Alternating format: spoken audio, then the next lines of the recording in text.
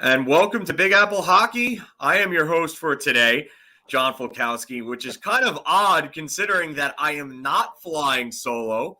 I have our fearless leader with us, Mark Williams. And welcome.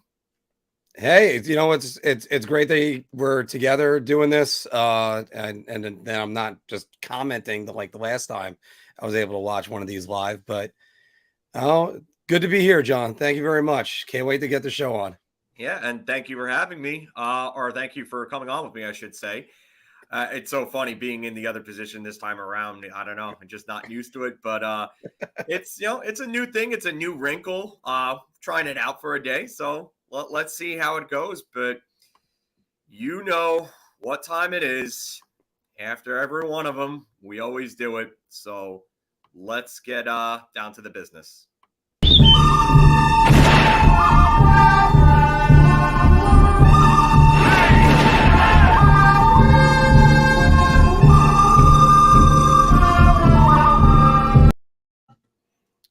Oh, yeah. Yep, it's that time again. The good, the bad, and the ugly. And we are looking at somewhat of an ugly game against Arizona. To kind of like summarize it in short, it's kind of concerning because of the fact that you're playing against one of the worst teams in the league. And for a majority of that game, they were outplayed. But I'm not going to go too much into detail about that right now since, that's going to be one of our talking points. But we'll start off with the good as we usually do. And the first thing that I wanted to highlight here was that the first line had a big game. And I thought this was the best game they had played since that line was really put together. I thought Kakko was a difference maker. We're going to talk about him in a second too. Chris Kreider, I thought, played one of his better games too, and I should have put that as its own thing too. But you know what? I'm going to keep it with this because I thought he made a couple of really good plays, including the pass to Kakko on the game winner, which I thought was a brilliant play. How he kind of came along the funnel spot down low, kind of curled around a little bit, and then made the pass to Kakko under, I think it was Labushkin's stick, was that? And that was just a great, great play. And he made a couple of other really good plays with the puck where you're like, wait, Chris Kreider can pass the puck well? I mean, I know you're the president of the fan club, so you got to be happy seeing that. Yeah, 3 assists from Kreider tied his career high. Yeah, which is just, it's great to think about because he's not known for that. So when you get that from him, it's a big, big bonus. And I see the comment sections filling up. Lackluster, Lou. I mean, you're right. Like you're right about that. We're gonna talk about that in a bit. Mike, definitely. Yeah, exactly. So I do agree with all that. And then David, yeah, Kakko looked good with and without the puck. And speaking of which, we're gonna go on to the next point, which is actually that man himself. It's one of the biggest games of his career. He had another 2-goal game. You would hope that he can get that first hat trick down sooner than later, but 2 goals is big for him. He needed to get off the schneid big time, Mark. Yeah. And you know what? Goal scoring is more contagious than coronavirus ever could be. And once you get 1, you want to get 2. And when you get 2, you want to get 3, and you just want to keep going. So hopefully this starts it up for Kakko. Yeah, and you know what the big thing for me is he looked confident with the puck. He was coming off the boards, protecting the puck well, getting to the middle. He had that one play, I think later in the game. I think it was in the third period where he had it, and he kind of cut around from the far side boards and went to the middle, and then cut back. And then they gave him the lane, and he didn't take it, and he passed off instead. I want to see him take that shot there. I want to see him drive. And that's what you need more of from him. Early going in his career, that's kind of his one problem. He's sort of he's not a pass first guy, but he's sort of passing up the shot to just try to get. I mean, he's always just passing up the shot. So he could be in the middle of the slot and not shoot. Just be selfish. Shoot. It's okay. Yeah. You want that from him. You want one of your young players to develop that type of side, because it seems like a lot of guys in this team love passing the puck into the net. And from a team that tries to pass way too much, you need that one guy that'll step up and say, hey, you know what? I'll take the shot. So Kakko needs to be that guy going forward. I couldn't agree more with that. Vincent, we're going to talk about that in a little bit. That's definitely one of the topics we'll be covering here. So, Mike, it's funny you bring up Laffy. We're going to talk about that in a bit too. He's definitely one of my talking points. David, I do agree with you here. This is a great point. He's starting to do the little things that we've known Kakko to do. And the more and more he does these things, and the more and more he puts it into his head that, hey, I can do this, the better he's going to be. And because it's clearly a confidence thing, not only with him, but Lafreniere as well. So we need those guys to play with confidence. Hey, John. Hey, Davey. Hey, Shefra. Hey, everybody. Lou, Mike, Vincent, David, John Cokefair. Haven't seen you in a while. Yeah, it's nice to see you. Yeah, nice to see you. Hope I do agree. Hope he doesn't turn into the invisible man again. Kakko had some games where he wasn't playing well, but this was a big bounce back. Scarecrow, welcome back.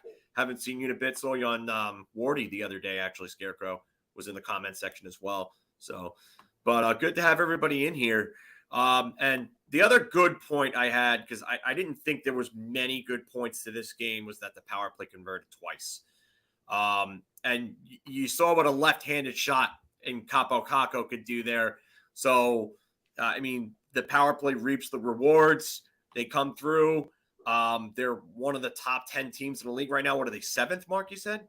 They're 6th right now on the power play. 6th right now.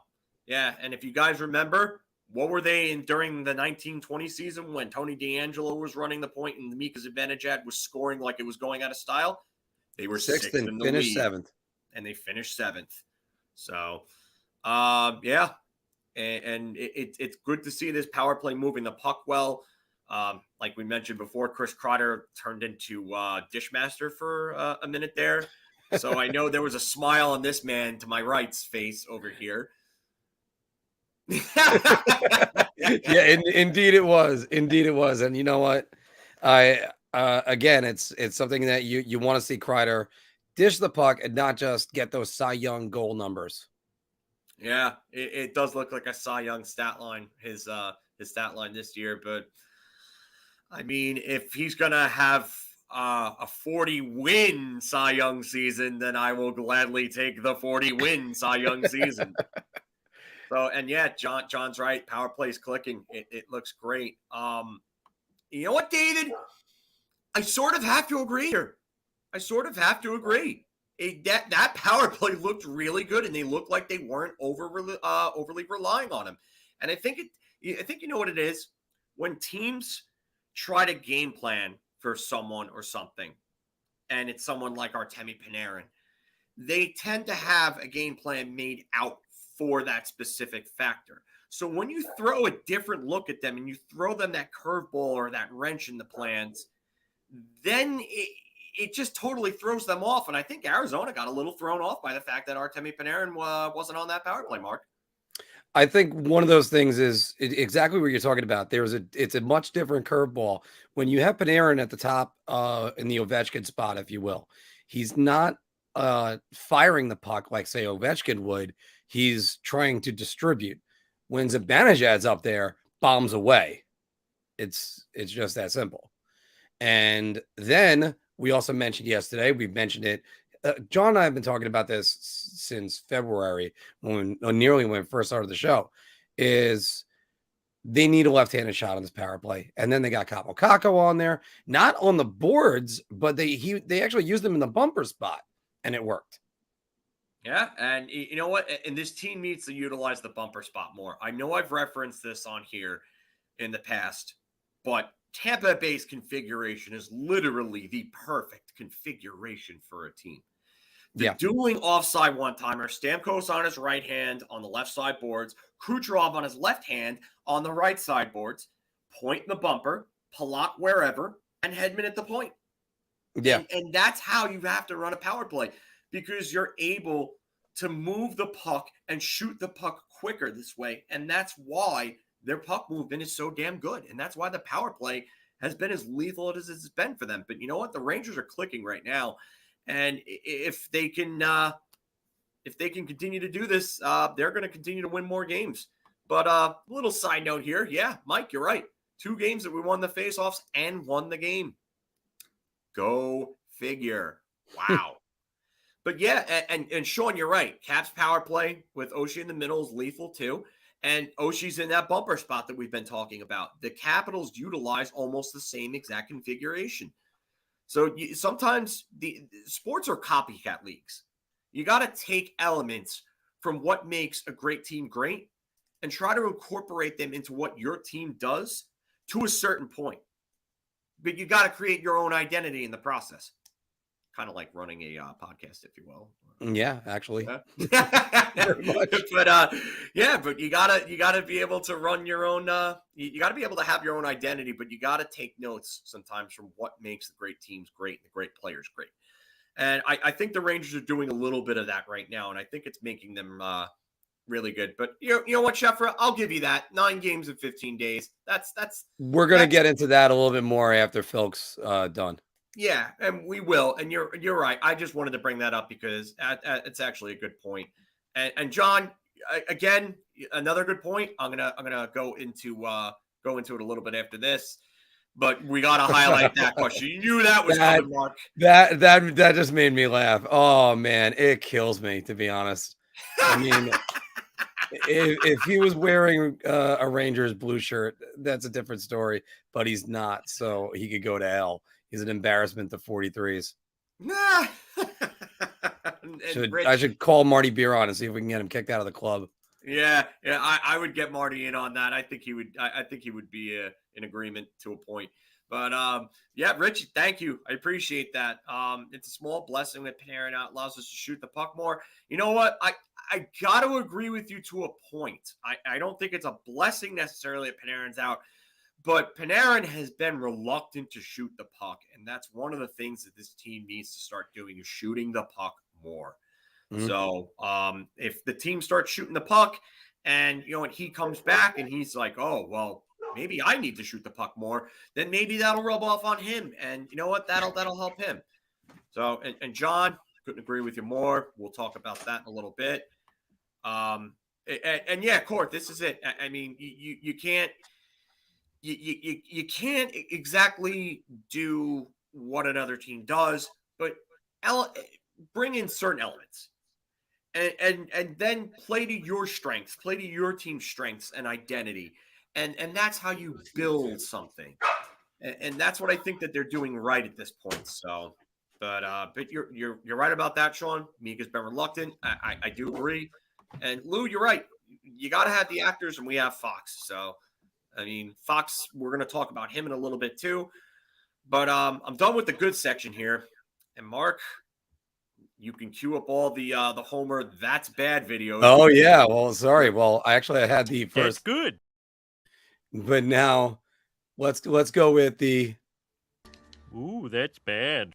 Yeah, there you go. Because we're on to that. So for the questions about Artemi Panarin, he's day-to-day with a lower body injury. I saw Vince Mercogliano's tweet. Gallant thinks it's not that serious, which is good. Then again, he said the same things about Igor. Igor has been out since that injury. He should be back soon, but to answer that question too, because I saw some of you guys asking about Igor. So, but Panarin's out with a day-to-day with a lower body injury. They're not giving us details. Obviously, you know how the NHL is annoying as hell with these lower body, upper body injuries. They don't give details. So, but Mark, I don't know. Is there some sort of silver lining with this?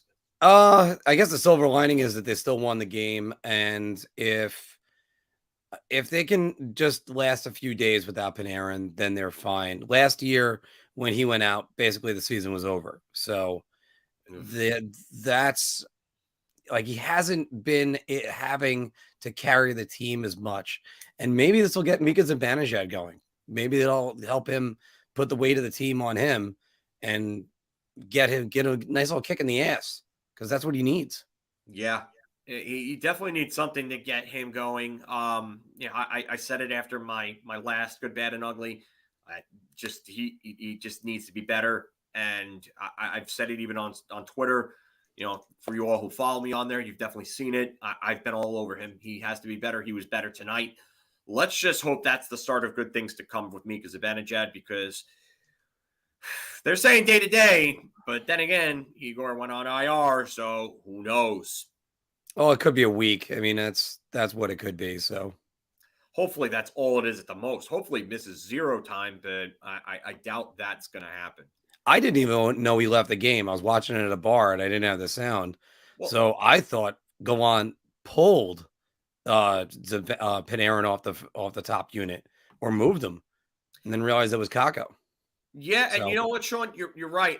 I think they stepped it up a bit. I mean, I thought the majority of the game they were sort of outplayed, but they took the game late and they kind of benefited from those 2 late power plays. So I will disagree about Kincaid. I didn't put him on my bad or my ugly, but I didn't think he looked good. I think his rebound control was very sloppy. He let that first goal in through the 5-hole. Then Libor Hayek actually saved his bacon on a play on a puck that got through his 5-hole as well. Yeah. You know what? I get it. He had COVID. This is his first game this season. He's probably a little nervous, a little shaky, had the jitters, but you got to be better than that against a team like Arizona. So, especially when you played an NHL game before, he's not Adam Huska. Yeah, exactly. This wasn't his first game ever. So, Alyssa, yeah, I'll give that for a good. The Richter, the Vaughn Legacy pads are always awesome. I remember Eddie Belfour had those too. A couple of other guys had them. So, you know what? You're right. And let me give you this. That's good. Yeah, that's good. I mean, I think I don't necessarily agree with that. He wasn't a complete dumpster fire, but I don't think he was good either, David. I don't know, but so we'll go on to the next one here, and uncharacteristically, I can't even say the word today. I have wobbly-itis over there. Yeah, the wobbly-let. Uncharacteristically bad. Yes, there we go. Uncharacteristically bad, sloppy play from Fox and Lindgren. It's been going on for, I would say, the last 5 games. I think the 2 Chicago games, they were a little sloppy in. They weren't as sloppy in those 2 games, but they were sloppy against Colorado both times. They were sloppy against Nashville. Sloppy again. Really sloppy tonight or last night. And thankfully, it didn't come back to bite them too much. Fox still got a point. Yes, bad. Filk speech pattern. Very bad right now. So, but it's early in the day. It is early in the day. And you know what? I were you seeing this as well? I didn't like what I saw from them. They were very kind of stagnant when they were on their breakouts. They mishandled the puck a lot. It wasn't a great game for them. But, a theme that's going to come back after when we're doing our Q&A is that it's the second of a back-to-back where they had to travel to a different state. And it's fatigue is a factor. And it just happens sometimes. And when you're riding your horses as much as the Rangers ride Fox and Lindgren, that's what you got to do. I mean, and you just got to fight through it. And they did. They found a way to get the win. I think you and Lou might both be right. David brings up another good point here. Fox definitely turned over the puck a little more than he usually does. The one thing I've noticed, and I definitely think you and Lou are both right about this, is that Adam Fox is definitely tiring out a bit, because usually he has that escapability and that little burst to get away. Not that he's an overly fast skater or speed burner, but he's fast enough to get away from players. It just seems like he doesn't have that, in these last, I would say, 5 games. So Adam Fox, time on ice average 24 minutes, 35 seconds. They are playing him a lot. A lot, yeah. I definitely agree with you, Alyssa, that the pads look small. That may be part of why the 5-hole was so open. That's what happens when you play with pads from the 90s and you don't have couch pillow leg pads like they do today. Yeah, So just why was he going with the gimmick? I don't know. He was just, I guess he was just paying a tribute to Mike Richter. I don't know, but I mean, I don't Which, get as it. a fan, I like it. As a fan and a pundit, why now? Your first start of the Yeah. season. Yeah, I kind of agree with you. So, but we're gonna move on from those two. I'm gonna say Hayek and Nemeth were bad again.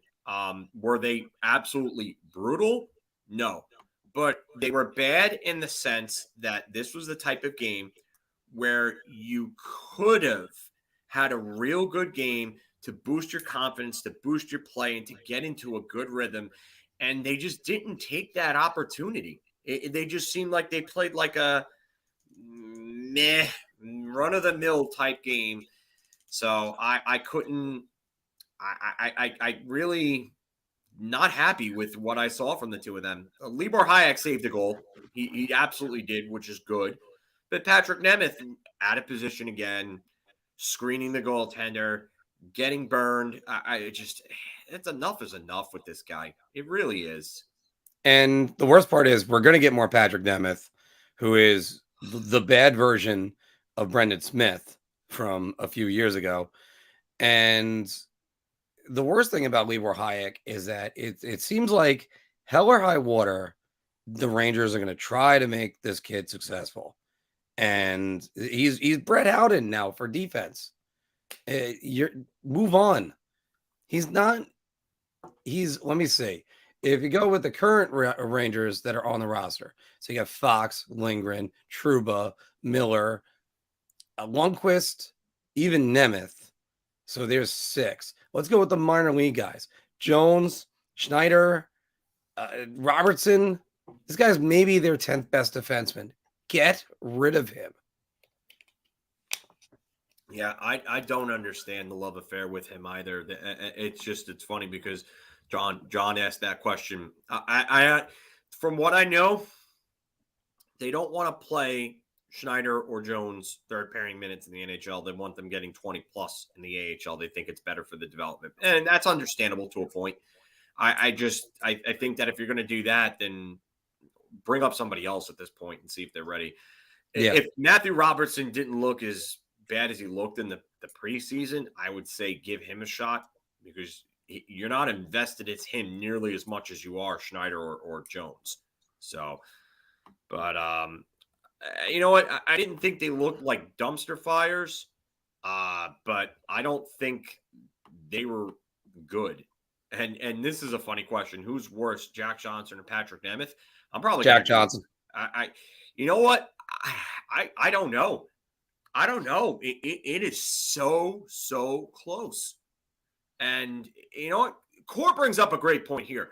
Why isn't it Tarmo Reunion has been brought up? You know what? Thank you. By the way, Cora, thank you. I didn't mention Tomo Reunion, who I really liked when he was up briefly last year. Bring him up. Anybody's better than Libor Hayek. Yeah. And by the way, Libor Hayek's already done more damage to the Rangers organization. Obviously, the Kratov situation is where I'm referring to. So, yeah, I get why some people would think Hayek over Nemeth. Nemeth just cannot move at all. I mean, he looks like he's stuck in quicksand out there compared to others. But I don't know if I necessarily take Nemeth over Johnson. I think Mike Wright have it right here. Right in the middle. But let's be honest about this. I've made this joke again. I'll say it again. It's not Selma Hayek. It's Libor Hayek. Get over him. Yeah, seriously. And Selma Hayek might be a better defenseman. I think so too at this point. But we're going to move on from them because there's just so much frustration that can build up talking about the two of those idiots. Yes. So Barclay Goodrow's got to be better. He's got to be better. It was his play on the second goal that led to the Keller goal. So you know what? I saw him sitting around like he had his thumb up his ass, just doing nothing. And he needs to do something. He needs to do something defensively. He needs to be better than what he's been. And I get it. He's not going to be a Selke caliber defender. I'm not asking him to be that. What I'm asking him to do is to be a well above average defender. And even though you're never going to earn that $3.6 million AAV you got, give us something and be noticeable and help make a difference. You know, it just, he hasn't done that. And he needs to be better all around. I thought he was a good fit on the fourth line. They played good with him on there. The defense just isn't good enough for me. He needs to be better. I've looked at the advanced stats for him, and they're really not all that great. And it matches what I'm seeing with the eye test. And again, it has nothing to do with his contract. It has everything to do with his play. So, do you think it's that he's not exactly fitting with the chemistry of the other players right now? I think that third line was a problem last night. I don't think they were good. I didn't think they were terrible defensively, but something about that line just seemed totally off. We're going to talk about that in a few seconds as well. There we go. But you might be onto something there. I honestly think you might, because those two looked kind of lost without Chytil, dare to say. So hopefully FIlip wakes up and gets the message, because that I don't think that line can last long the way that it's playing right now. And speaking of which, invisible. You know, it's like when I get on Kreider, which I know you love, but I got to get on them. They were invisible last night. You seeing the same thing? Yeah, they were barely noticeable. There were a couple times where you were able to figure out who was on the ice. Sometimes I was watching on a small TV at a bar. It was not exactly the best one. I was at changing times in Northport, but a couple times I'm going, who is that? Oh wait, it's Lafreniere. Okay. I mean, they were better the other night against Colorado, but that says something. Yeah, and David brings up a good point here. The third line was mostly Goodrow, Rooney, and Laf. Rooney and Hunt were being double shifted. Gauthier, I thought, was just kind of, after all these good games in a row, I didn't see much of him. Lafreniere did not look great again, falling back. And you know what? It seems like every time he gets challenged, he doesn't respond. Or maybe he'll respond for a game and then he'll go right back into his old habits. It's hard to say what it's going to be. And by the way, that might be a silver lining if Panarin's out, because then he moves up, and then you're talking about putting him on the second unit, and maybe it sparks him. Yeah, I would hope so, because honestly, they're not gonna get better with him not stepping up. Yeah, and he needs to be a part of this offense. We said this at the start of the season. It just doesn't seem like it's there for him right now, and he needs to be a difference maker, because if they're going to win a playoff round or two or anything like that, I know I'm getting real optimistic asking them to win 2 playoff rounds and get to a conference final, but you know, it's possible if those guys, Kakko and Lafreniere, really start to step their games up. Yep. So it just. And you know what? This is actually a real good question, Grant. Is it hockey IQ with respect to positioning that's the issue for Lafreniere effort? I think it's a little bit of both. I think he just doesn't understand the defensive part of the game yet, and that's hard. And that's why I said that earlier on in the year when we were doing these videos during last season, that David Quinn was trying to teach them the game backwards. You can't expect these kids to pick up defense. Defense is harder to learn than offense. Mm-hmm. That's why all the great two-way forwards, your Steve Yzermans, your Rod Brindamores, your Joe Sakic's, Mike Modano, Matt Sundin, all these guys learned offense first and then became great defensive players as they got older. And they added it to their game slowly and became great defensive players. That's why you have to teach them that way first. So, but I'm also going to add a third thing. I think frustration's getting in there for him. And what happens is you start hesitating and squeezing the stick a little bit too hard, squeezing sawdust out of the bat, as he said, the expression in baseball. I guess it would be the same thing for hockey too. But I mean, it's sometimes it just happens, and then you're not loose, and that's something to be a problem with. Yeah, and I think Mike's right here, and I'd mentioned this before. I think Lafreniere needs to improve three things in order to get better as a player. He needs to improve his skating, he needs to improve his strength, and he needs to improve his conditioning, because those three things are vital to becoming a better and more consistent professional player. And you're right. He doesn't look like he has stamina there, Mike. I do have to agree with that. But getting away from the third line, these two are the ugly parts right here. And I don't have an ugly for us. Nah, it's okay. You were outplayed for a majority of the game by Arizona. They were absolutely outplayed. I would say the first period was almost all Arizona. The first half of the second period, I would say maybe the first 10 to 15 minutes, anywhere in that range of that second period, was Arizona. And then there was a good portion of the first part of the third period that was Arizona as well. So I would say the Rangers maybe played a good 15 or so minutes, maybe 20. You can scrape out 20 out of that. And they got a win out of that. And we've talked about this. Gotta have 60-minute efforts. And even Gallant has mentioned this. And it's not improving. Yeah, they either start late and clamp down late, or they start early and kind of fall off a little bit towards the third period. Their 60-minute effort has to go in there, but you know what? I'm not going to kill them so bad for last night because I think fatigue was a factor. Okay. You know what? Maybe I'm being unfair. It is the second of a back-to-back in two different states. Seeing Arizona do that's what's making me go. Fatigue is a factor. That's the concerning part to me. Is you're playing against a team like Arizona, and I get it's a back-to-back, but it's Arizona. Like, if you were to tell me that this was Dallas or San Jose or what's another middle of the pack type team, maybe even Detroit, Columbus, maybe. I guess. Yeah, like the middle of the pack teams, okay, but Arizona's got little to no talent there.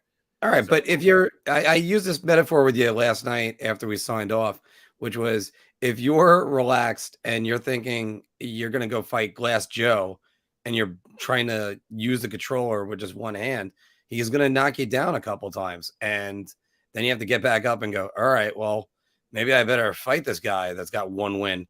But I mean, you can't just, you got to treat Arizona like a professional team. You have to go at them professionally. And Arizona came to play. The Rangers came late to play. Yeah, I see. And this is actually a good point here. If they struggle against Arizona back-to-back, how do you think they'd fare in a 7-game series versus a playoff team? The playoffs are a grind. And yeah, that's right. Playoffs are not a back-to-back, and they will have Igor Shesterkin, hopefully, for the playoffs, as opposed to, say, their third-string goaltender who hadn't played a game all season. Yeah, you know what, Rich? You bring up a good point here. I don't know if they don't necessarily haven't bought in yet. I think there was a while that it looked like they were completely bought in, and they were beating teams convincingly after having Shesterkin steal games for them. So, yeah, and Sheffer, you know what? It's not complaining, Sheffer. It's understanding something that you're seeing is wrong. So, but this is where you're right. Sorry. Yeah, Arizona looked like Piston Honda. Piston. But Chef, this is where you're right about that. It's great to have these problems in first place. You identify the problems now, and you only get better. That's what you want. That's what the goal is. Yeah, you know what? This is a good point. They win with skill. They lose to good teams. Yeah, I get it. I do agree. But there's got to be a line to draw. So. But again, keep in mind, as the point that I made before, this isn't a video game. They're going to have bad days. We have bad days at our jobs. Mm-hmm. It's just what happens. It's something that happens. They got the win. That's all that matters. They don't ask you how. They ask you how many.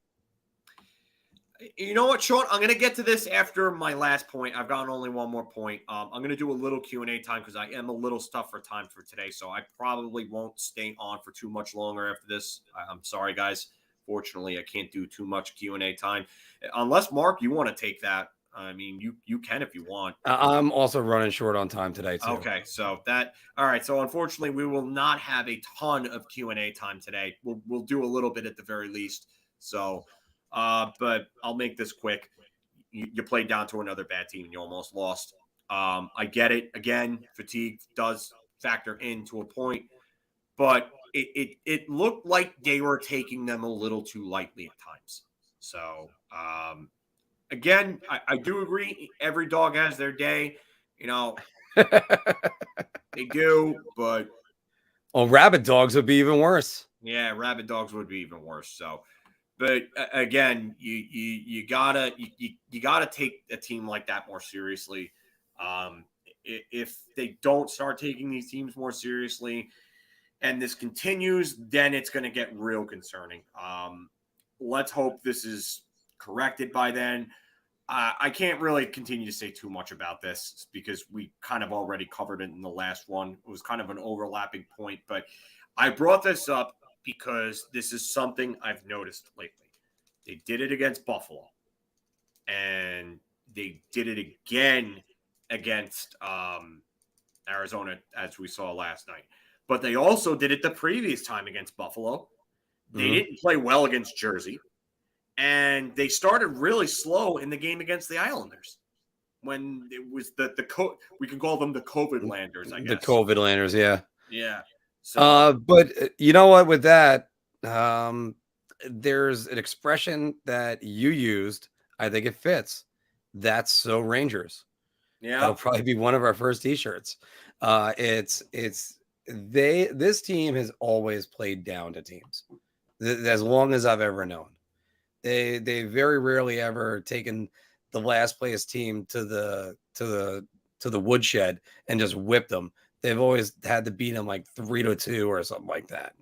Yeah. But also, but also other team. Arizona is a last place team. The Rangers are a first place team. The Rangers, it's harder for them to get up for a last place team than Arizona is to get up for the first place team. Like Arizona wanted to put forth their best effort. I mean, I saw Andrew Ladd on the ice, so it's about motivation. Sometimes it's the same reason why teams always give the Rangers their best shot at the Garden, because you want to play at Madison Square Garden. Where else do you want to play in your career? Danny Heatley always played better at the Garden. Yeah. I get it. There are a bunch of guys that always do that. But we're gonna do a little Q&A time here. Sean, definitely wanted to get to this one. I thought Kessel looked okay. I liked the scrap with Lindgren. It shows you that he's got some desire to play. I have mutual followers on Twitter who were making jokes like that's not how you treat a future teammate, Ryan Lindgren. So it's funny, but yeah, I thought he looked okay.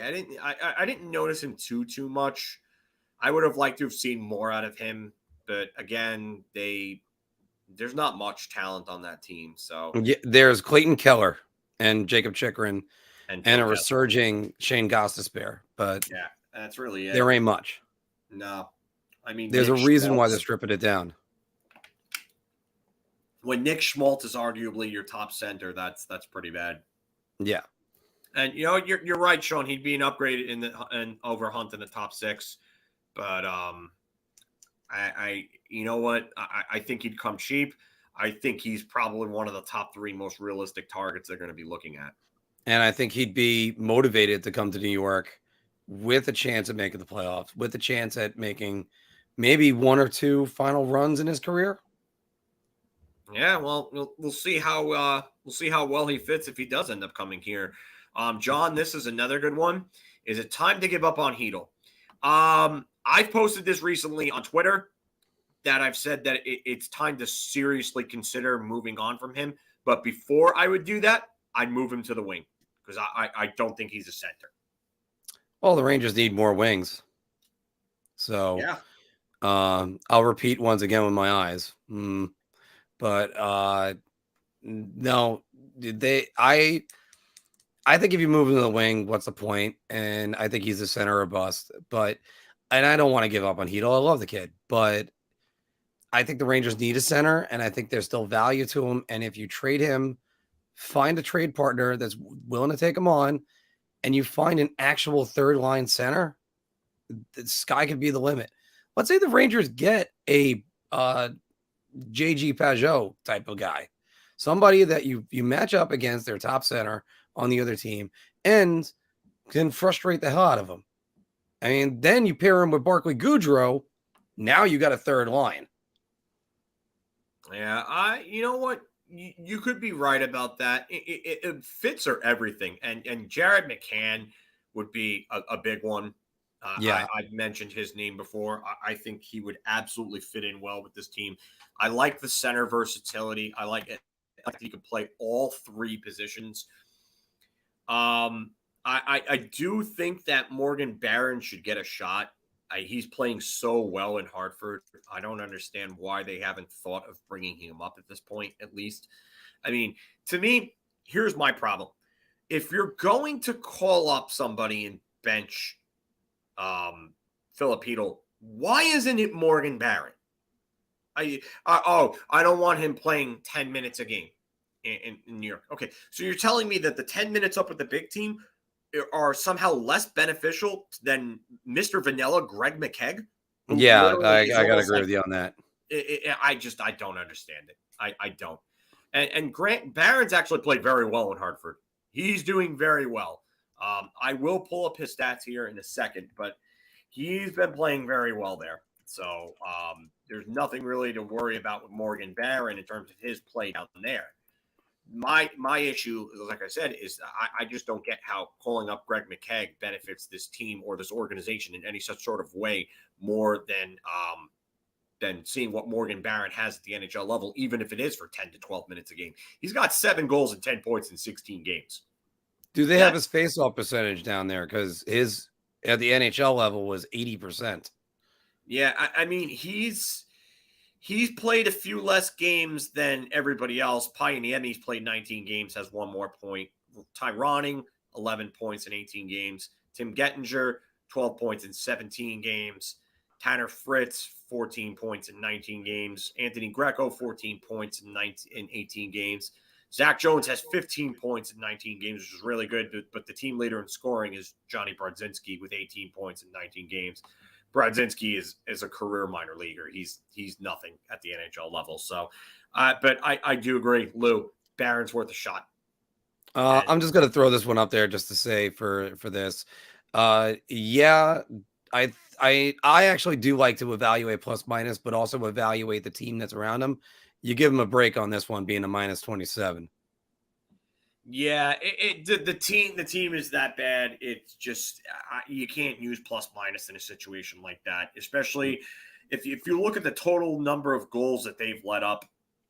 I mean, are we really gonna blame Jacob Chikrin? And I know you're not blaming him, but pointing to plus minus for a bad team like that is just terrible because plus minus leaves out so many variables. It's so flawed, and that's why I don't really use it. By the way, the Rangers got a lot of good wings, but you know what else has a lot of good wings? Balls Croakers.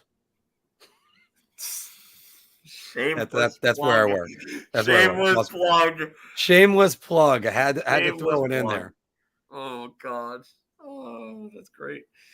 Hey Diane, by the way, Davey, I don't agree with this. I think he's probably going to get re-signed, Strome. So I can't see them not re-signing him at this point. Now, I'm going to say this again. Unless you are getting a significant upgrade over Ryan Strome, you can absolutely not risk losing that chemistry between him and Artemi Panarin. The solution to that is getting them a better winger or having Kakko play with them and having that line develop together. So. How bad is that team? Yeah. Yeah. By the way, you see that goal? As Shepard brought up Ottman last night. You see that goal he had? My God, Brennan Othman with an absolute snipe shorthanded. Oh my God. He's got 20 goals in 24 games, I think it is. And then Brett Berard is over a point per game for Providence right now. He's leading the team in scoring with 24 points in 21 games. He's doing great. Brett Berard, I'm telling you right now, I've said this before on here, he's going to surprise everybody at the NHL level because he's a high IQ player. He's got a ton of speed and he's got better hands and a better shot than someone like Carl Hagelin. So think of Carl Hagelin with all those other attributes. And I think you have someone like Brett Berard. And Dylan Garand, if Dylan Garand can come up and be this team's backup to Igor, or maybe even eventually usurp Igor one day, I don't know if that's going to happen. But if that happens, great. That happens, great. Then the Rangers once again hit on another goaltender. Go figure. So, but you know what? Othman has been phenomenal this year. Will Cooley get named to the Canada's World Junior U20 team is great. Dylan Garand also on that team. Brett Berard made USA. Brett Berard is actually on USA's top line right now as of their scrimmaging lines. So, yeah. Boss Croakers, where the bartender tells you his relationship problems and the customer is the therapist. Trust me, I don't get paid enough to be the therapist. Oh my God, yeah, that's great. But yes, Lou, sophomore Brett Berard, he looks great. And John, yeah, very nice problem to have. Sheffert, yeah, Othman, all four of those guys you mentioned are having great years. Zach Jones having a great year in Hartford. Braden Schneider looks really good in Hartford. Kids are all right, as the Who said. Yep. So kids are definitely all right. Grant, is the trade deadline goal 2 forwards, ideally 1 center and forward, win faceoffs, and a defenseman? Are you willing to deal our first, both seconds, and a couple of prospects for this run? No, I am not willing to make all-in moves, Grant. I am willing to make cheap additions. I think Jared McCann and Phil Kessel could fit those cheap additions. If Ben Sherratt only costs like a second rounder and a low-level prospect, I would do it, but I don't think it will. I think some team is going to be foolish and overpay a little bit for Sherratt. The other thing we need to mention, and we have to acknowledge, next year's draft is going to be pretty deep, correct? Yes, that is the Connor Bedard, Matvei Michkov extravaganza. So yeah, that's going to be a deeper draft too. This draft is actually going to be pretty deep compared to this past year's draft. This year's draft is going to be pretty deep. So, but yeah, Gene, I saw you here before. Teams have been watching the kids in Hartford, wonder when Drury will make a deal. No, I would not touch JT Miller. And Luke Shen doesn't really move the needle for me. Luke Shen is an upgrade over Patrick Nemeth, but how doesn't much say much of an upgrade, I don't know.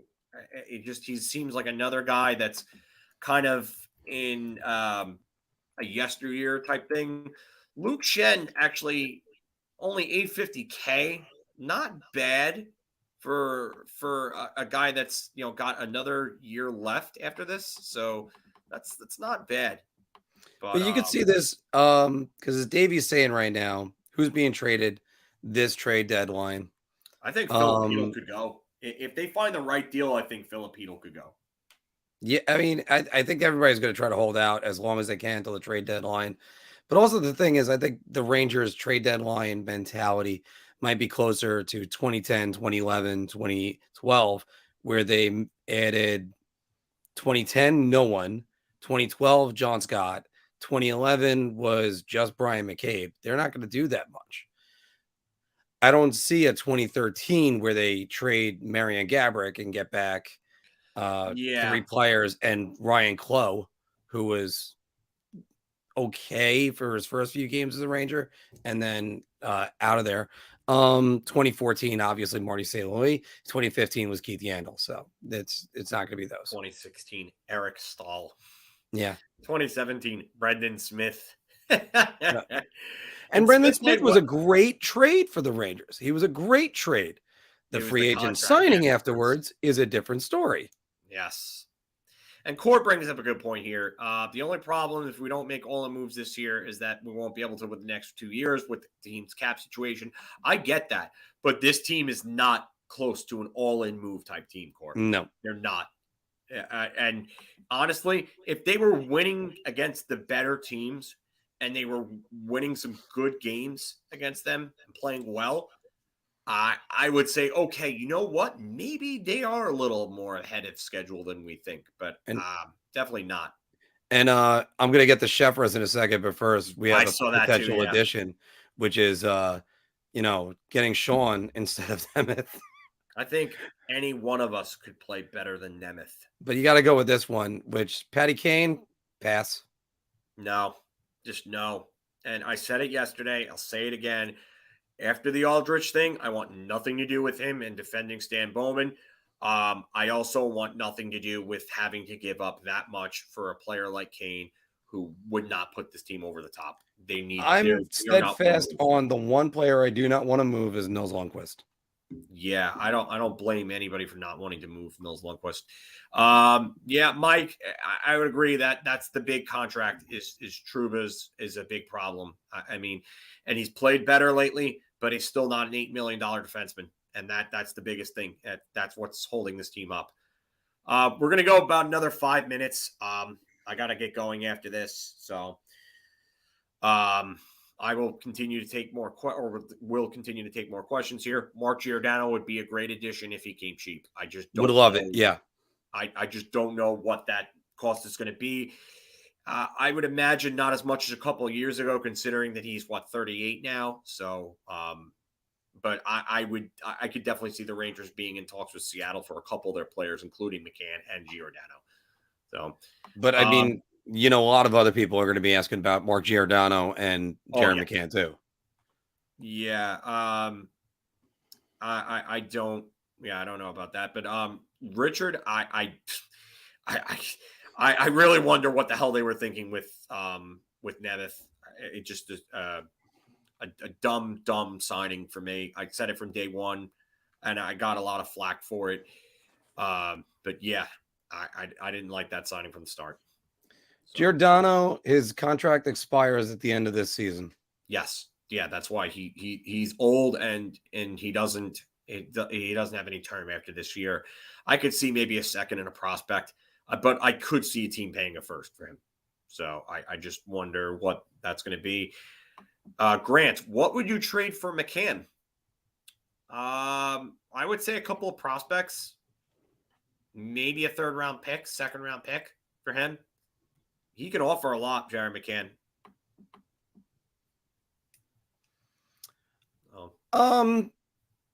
Here's one for. By the way, Claude Giroux. There's no way Philadelphia is going to send Claude Giroux to the Rangers. Shepard, that's not happening. It's going to cost too much, and they're not going to deal him in the division for anything less than a king's ransom. So, Mike, I think you hit on something right here. We talked about this before, and we've talked about it for a while. If Jacob Trouba was making $2 million less or $1.5 million less, Ranger fans wouldn't be as annoyed. But he was an $8 million defenseman, and we thought, oh, hey, it's he's going to be the club's number one defenseman. And then he was off the top power play unit within a month and was struggling to find some chemistry with anybody. Brady Shea didn't exactly help out. And then he's kind of found it right now, but that's about it. Is Georgie gone at the deadline? No, David, no. I don't think he's gone at the deadline. I think after this season, he probably will get traded, though, because I think they're going to want to save money and they're not going to want to give him another $2.5 million for a guy that doesn't really. He needs more starts to be better. He's proven that. So, yeah, I don't see him being dealt before the end of the season. John, I think you kind of nail it here, buddy. More in line with smaller deals or prospect for prospect deals. John Lee, that is. John Cokefair. Could we get Tanev from Seattle? It's possible. I think that McCann would be a better option than Tanev, though. He's got 3 more years at $3.5 million on there. And then I don't think they're going to add players with term unless the term is low or the other team is retaining. So, and Davey, we just decided, hey, we're gonna go on without Anthony. Matter of fact, usually Filk does these solo, but I was available. I'm like, why not go on? Yeah, Mark felt like coming on for an episode. Usually I do these solo, so but Anthony's usually not on the Good, Bad, and Uglies. He has Clapping Bombs if you want to watch Anthony on his. So definitely tune into those. Possible to extend Trouba 2 more. I'm not sure what you mean by this, Richard, but I think he's saying like, can they extend him? And like rework the contract? No, you can't. Yeah, no, you can't. You can't do that in hockey. Yeah, you can't get him to defer the money. Yeah, no, you can't. Like or restructure like in the NFL or something like that. No. Trouba's first year here was an adjustment coming from Winnipeg, cut him some slack.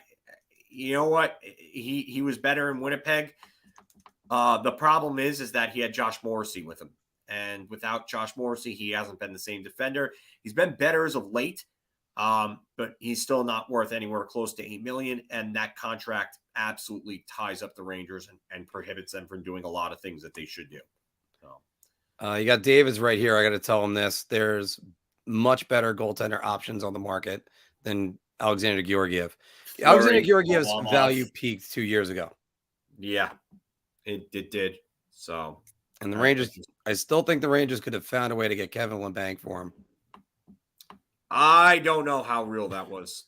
So I don't know how real it was, but I think there was so much rumors. I'm like, everybody said that, and then LeBanc bet on himself and got a better deal. Good for him.